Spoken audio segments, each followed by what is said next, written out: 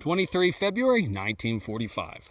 4 days following the initial landings on Iwo Jima, First Lieutenant Harold George Schrier leads 40 Marines of Easy Company, 2nd Battalion, 28th Marine Regiment up Mount Suribachi to secure the crest and raise the small United States flag that Battalion Commander Lieutenant Colonel Chandler W. Johnson had given Schrier.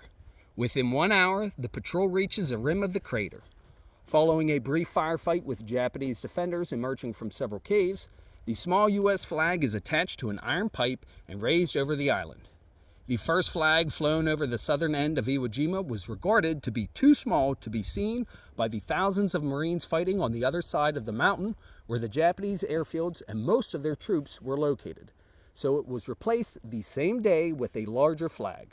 Although there were photographs taken of the first flag flying atop Mount Suribachi, and some which include Schrier, there was no photograph taken of Marines raising the first flag.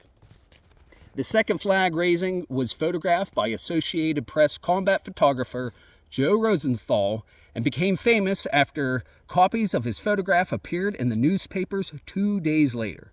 First Lieutenant Schrier was also photographed near the second flag, and in 1949, he appeared as himself in the war movie Sands of Iwo Jima, where he hands the U.S. flag to actor John Wayne. Schrier originally joined the 2nd Marine Raider Battalion at Camp Elliott, San Diego, California, being promoted to platoon sergeant in April 1942. He would receive the Navy Cross for his extraordinary heroism as executive officer of Easy Company, 2nd Battalion, 28th Marines, 5th Marine Division in action against enemy Japanese forces on Iwo Jima, Volcano Islands on 23 February 1945. Schrier would later serve as a captain with the 1st Provisional Marine Brigade during the Korean War, where he was also awarded the Bronze Star Medal for his actions during the Battle of Pusan Perimeter.